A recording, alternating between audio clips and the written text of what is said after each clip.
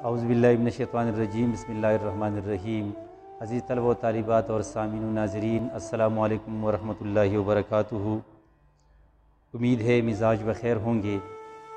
آج میں اردو مرکبات کے حوالے سے حاضر ہوں۔ پچھلی 2 ویڈیوز میں ہم نے مرکبات کے حوالے سے بات کی تھی، اس کا ذرا اعادہ کرتا چلوں کہ ان دونوں ویڈیوز میں ہم نے مرکب کے حوالے سے بات کی تھی کہ مرکب کسے کہتے ہیں۔ مرکب سے مراد 2 یا 2 سے زیادہ الفاظ کے مجموعے کو مرکب کہتے ہیں، یہ اس کی تعریف ہے۔ ہم نے مثالیں یہ دی تھی کہ احمد کی کتاب، شب و روز، خوبصورت گھڑی، میز پر وہ گیند، گپ شپ، نعمان علی خان وغیرہ۔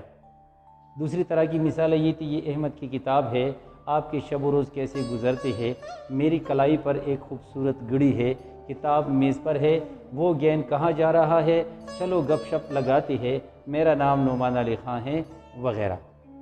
آپ نے دیکھ لیا کہ پہلے طرح کی مثالوں میں بات واضح نہیں ہے تو ایسے مرکب کو کہتے ہیں مرکب ناقص۔ دوسری طرح کی مثالوں سے بات واضح ہے تو ایسے مرکبات جو پورا مطلب دیتے ہیں ان کو مرکب تام کہتے ہیں۔ اور یہ تمام مرکبات انشاءاللہ آپ کو جب ہم مرکبات کرتے جائیں گے تو یہی مثالیں آپ نے ملاحظہ کی ہوں گی، یا آنے والی ویڈیوز میں انشاءاللہ آپ کو یہ مثالیں کلیئر ہو جائیں گی۔ پھر ہم نے یہ بات کی تھی کہ ہر مرکب ناقص مرکب تام کا حصہ ہوتا ہے۔ یہاں تک 4 باتیں آئی تھی۔ نمبر 1 مرکب کسے کہتے ہیں، نمبر 2 مرکب ناقص سے کیا مراد ہے، نمبر 3 مرکب تام کسے کہتے ہیں، اور نمبر 4 ہر مرکب ناقص مرکب تام کا حصہ ہوتا ہے۔ پھر اس کے بعد ہم نے مرکب ناقص کی اقسام کے حوالے سے بات کی تھی، تو پچھلی ویڈیوز میں مرکب اضافی، مرکب عطفی اور مرکب توصیفی، ایک ویڈیو میں یہ 3 کلیئر ہو گئی تھی، یہ 3 چیزیں یا 3 مرکبات ہوئے تھے۔ پھر اس کے بعد جو ویڈیو ہم نے بنائی تھی وہ مرکب جاری، مرکب اشاری اور مرکب عددی پر مبنی تھی۔ آج کی ویڈیو میں ہم 4 مرکبات کے حوالے سے بات کریں گے۔ نمبر 1 ہے مرکب تاکیدی، نمبر 2 ہے مرکب امتزاجی، نمبر 3 ہے مرکب تابع محمل، اور نمبر 4 ہے مرکب تابع موضوع۔ تو آئیے پہلے مرکب تاکیدی کے حوالے سے بات کرتے ہیں۔ مرکب تاکیدی یہ ہمارا 7واں مرکب ہے، یعنی 7 نمبر پر یہ ہے مرکب تاکیدی، وہ مرکب جو حرف تاکید اور مؤکد سے مل کر بنتا ہے، مثلا سب مرد، کل عورتیں، سبھی بچے وغیرہ۔ آئیے دیکھتے ہیں کہ حرف تاکید سے کیا مراد ہے۔ جو حرف تاکید اس میں کیا ہے، سب ہے، جو کسی بات پر زور دیتے ہیں، تاکید پیدا کرتے ہیں، ایسے حروف کو حروف تاکید کہتے ہیں۔ مرد مؤکد، یعنی جس بات پر یا جس چیز پر تاکید کی جاتی ہے، زور دیا جاتا ہے، تو اسے مؤکد کہتے ہیں۔ اسی طرح کل عورتیں، کل عورتیں میں کل حرف تاکید ہے اور عورتیں مؤکد ہے۔ اسی طرح سبھی بچے، اس میں سبھی حرف تاکید ہے اور بچے مؤکد ہے۔ حروف تاکید کیا ہے یا کون کون سے ہے، تو اردو میں حروف تاکید یہ ہے سب، سب کے سب، سراسر، سراپا، چھپ کے، آہستہ آہستہ وغیرہ۔ یہ یاد رکھیں کہ کبھی کبھی یہ ترکیب الٹ آتی ہے، مثلا عمر بر، گر بر وغیرہ۔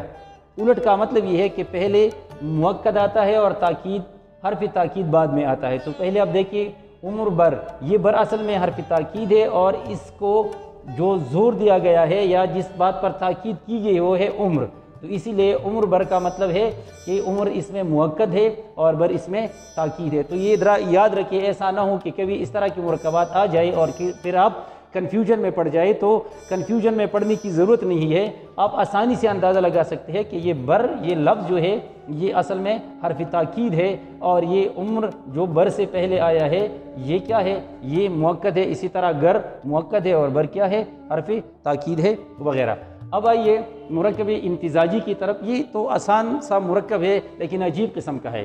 کہ کیا ہے، جب 2 یا 2 سے زیادہ اسماء یہ اسم کی جمع ہے نام، مل کر ایک اسم یعنی نام بناتے ہیں تو وہ مرکب امتزاجی کہلاتا ہے۔ مطلب یہ ہے کہ جب بہت سارے نام مل کر، کم از کم 2 ہو، 2 سے بھی زیادہ ہو سکتے ہیں، اور وہ آپس میں مل کر ایک نام بنائیں تو ایسے مرکب کو کہتے ہیں مرکب امتزاجی۔ مثلا اسلام آباد، آپ نے دیکھ لیا اسلام، یہ 2 الفاظ ہے، اسلام ہے اور آباد ہے۔ اسی طرح محمد علی جناح، یہ 3 الفاظ ہے، محمد علی جناح۔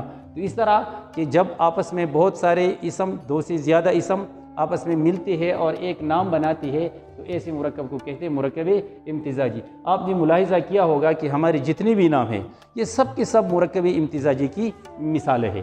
پھر اس کے بعد 9 نمبر پر ہے مرکب تابع محمل۔ محمل کے معنی آپ جانتے ہیں کہ وہ بات جس کی کوئی معنی نہ ہو تو اس کو کہتے ہیں محمل۔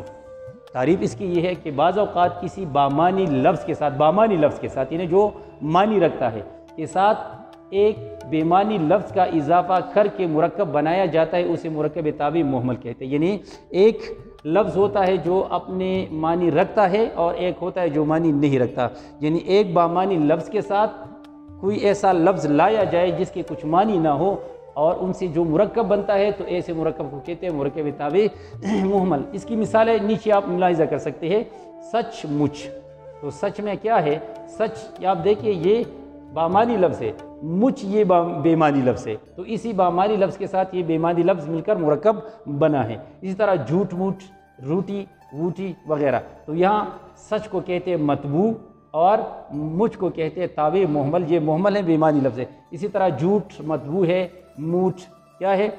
تابع محمل ہے، روٹی مطبوع ہے، ووٹی تابع محمل ہے۔ تو اسی طرح کا مرکب جو ایک بامانی لفظ کے ساتھ بے معنی لفظ مل کر مرکب بناتا ہے تو ایسے مرکب کو کہتے ہیں مرکب تابع محمل۔ اور آخری مرکب ہے مرکب تابع موضوع۔ مرکب تابع موضوع سے کیا مراد ہے؟ بعض اوقات کسی بامانی لفظ کے ساتھ ایک اور بامانی لفظ لگا کر مرکب بنایا جاتا ہے، یعنی اس طرح ہوتا ہے کہ ایک بامانی لفظ ہوتا ہے، اس کے ساتھ ایک اور بامانی لفظ لگایا جاتا ہے تو ایسے مرکب کو کہتے ہیں مرکب تابع موضوع۔ مثلا رونا دھونا، آپ دیکھیے یہ رونا کیا ہے؟